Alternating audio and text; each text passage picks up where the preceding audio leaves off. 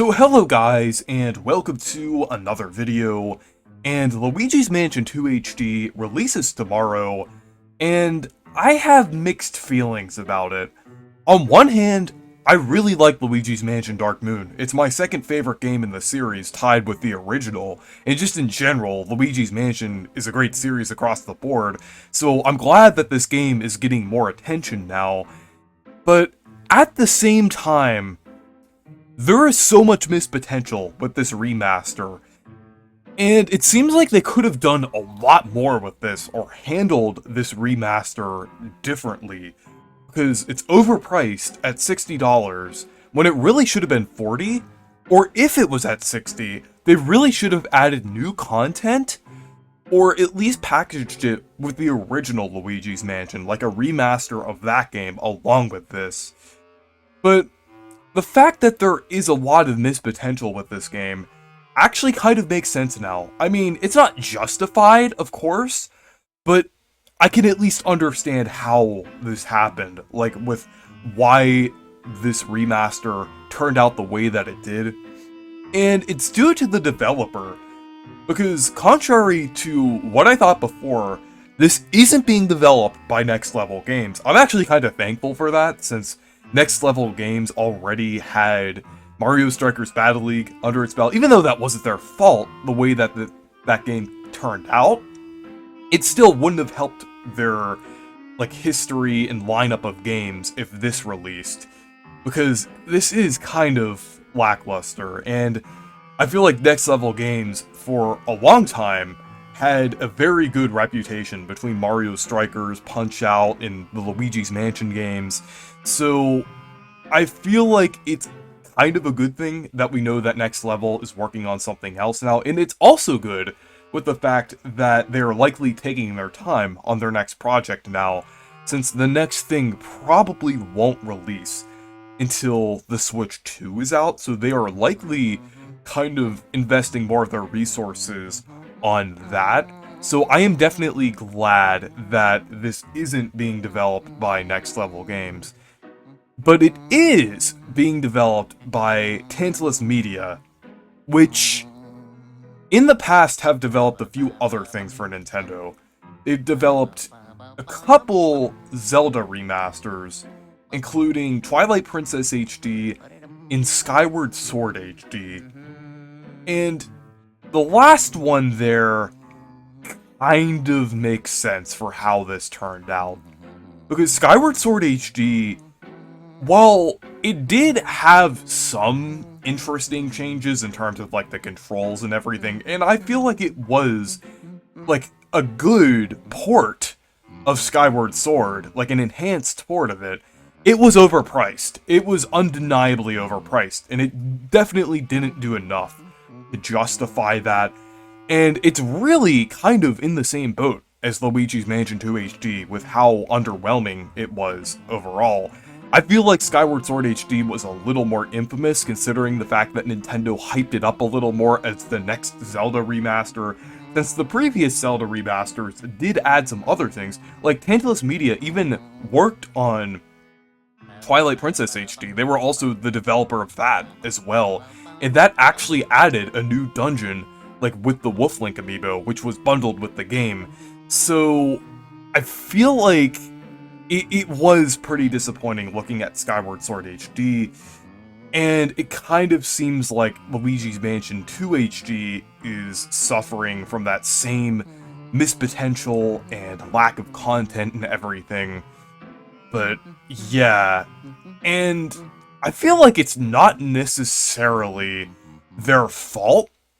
I think it's more so Nintendo, because Nintendo is making a lot of these decisions. Tantalus Media is just, remastering these games for the Switch. I don't think they have that much of a say in what is included within these, remasters and everything, because I think they did do a pretty good job with Twilight Princess HD, in terms of, stuff that they added, and even though it's also considered pretty lackluster, at least that was, at least the pricing was a little more fair for that one. I think that was $50, and it did come with the Wolf Link amiibo, so I feel like that was handled a little better. than Skyward Sword HD and Luigi's Mansion 2 HD, but still, it was kind of held back, but that was kind of a more interesting case. But what I feel like is happening here is that Nintendo is kind of like proposing these and commissioning these projects for Tantalus Media, and they're not really kind of expecting much out of these remasters. They're really just kind of they're really just having Tantalus Media handle them as they would with just like very bare bones ports and things. Even though these are a little more than ports, they're still not necessarily adding that much to like justify like the value and the price here. So I think it's more on Nintendo than Tantalus Media, but the fact that Tantalus Media has been handling these projects just makes me think that Nintendo is kind of approaching them in a certain way to where like they really just kind of remaster them, kind of update some of the models and textures and things, and don't really do much else. So I feel like the fact that we know that this was being handled in a very similar way to Skyward Sword HD, and by extension, kind of Twilight Princess HD, just kind of goes to show that, like, it kind of makes sense why this has the missed potential that it does. But, yeah, it's just a little disappointing that they didn't do more with this, or at the very least, price it differently. It is just so weird that between this game and Skyward Sword HD were priced at $60, because Nintendo is just very inconsistent with their prices, and there are a lot of games that have arguably just as much, if not more changes or content made to them if you're looking at like either a remaster or a remake. Like Mario vs. Donkey Kong was $10 cheaper, and that added a lot of new content. And Metroid Prime Remastered arguably got the same upgrade that things like Skyward Sword HD and Luigi's Mansion 2 HD got, but that was $40. So it's really weird that these projects specifically have been treated like full-price games.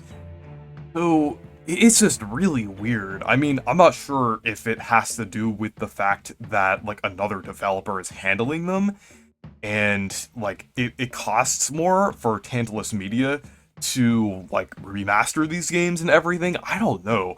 It's just kind of weird how this has been happening and everything.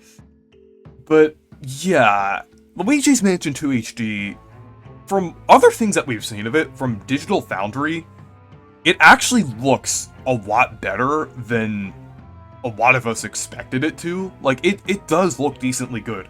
Apparently, it actually does run at full 1080p docked, which is pretty good.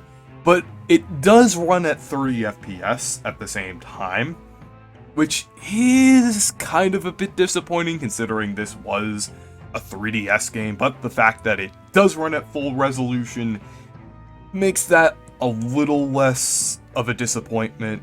So yeah, even though this was disappointing overall, I'm glad that like it's at least a little better than we were expecting in terms of like an improvement and everything. It has been getting decent reviews across the board, so this likely will be the best way to play Dark Moon. Like, it seems like they mostly kept this game intact, which is good, and arguably can even like play better on the Switch. I'm not sure if they improved the controls that actually have like dual stick and everything, but it at least is improved to some degree, even though it really shouldn't have been like full priced. But yeah, the fact that we know a little more about the development of this game now kind of shows why it was, like, it had some missed potential here. I'm not going to blame Tantalus Media, because I don't think they were the reason why this lacked content. I feel like it's more on Nintendo for not necessarily having Tantalus Media develop new content for certain games. So, yeah, it's just pretty weird. But one other funny thing that I wanted to bring up is the fact that this remaster, like with Tantalus Media, they share the same developer as SpongeBob the Yellow Avenger, one of the first video games I've ever played, which I think is pretty funny. I actually liked that game growing up. It was pretty fun. I mean, I'm sure it's just kind of a pretty middle-of-the-road licensed game. When it doesn't look that great, but I enjoyed it as a kid, so I'm glad they worked on something that I did like and everything growing up, so I think that's pretty funny. But yeah, anyways, thank you guys for watching this video.